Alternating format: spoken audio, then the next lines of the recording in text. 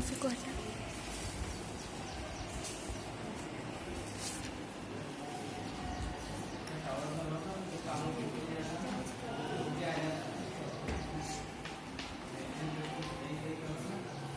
अब इधर देखो, योज्य तत्समक का मतलब क्या होता है? योज्य तत्समक बेटा हम शून्य को कहते हैं। इसको कहते हैं शून्य को। शून्य कहलाता है योज्य तत्समक।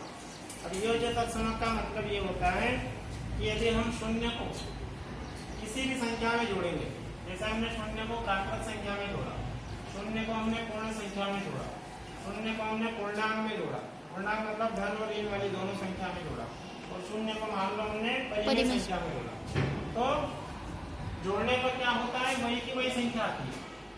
जैसे यहाँ प्राकृत है तो क्या आएगी? प्राकृत संख्या ही मिलेगी। जैसे हमने पूर्ण संख्या में जोड़ा तो उत्तर भी पूर्ण संख्या मिलेगी। जैसे हमने इसको पूर्णांक में जोड़ा तो उत्तर भी क्या मिलेगा? पूर्णांक संख्या।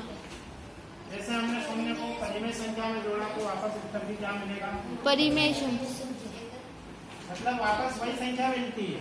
इसलिए शून्य को क्या कहा जाता है? योज्य तत्समक।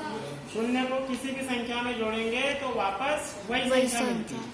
जैसे हमने शून्य को यहाँ पे देखा, ये शून्य को हमने प्राकृत संख्या में जोड़ा। प्राकृत संख्या धन के 1 से लेकर धन के अनंत तक।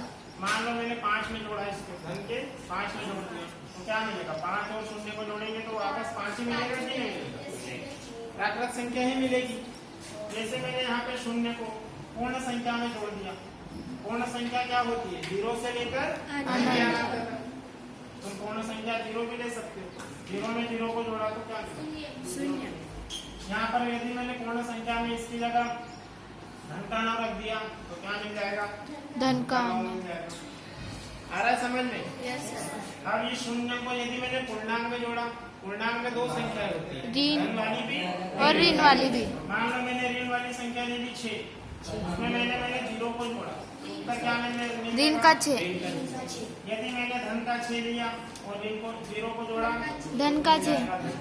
मतलब वही की वही संख्या मिल जाएगी वापस। तो शून्य ऐसी संख्या है जिसको हम किसी भी संख्या में जोड़ेंगे तो वापस हमको उत्तर में वही संख्या मिलेगी।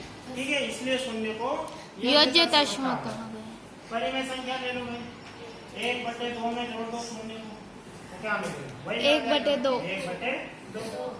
1/2 वही परिमेय संख्या, वही की वही संख्या मिलेगी वापस। आ रहा है समझ में? यस।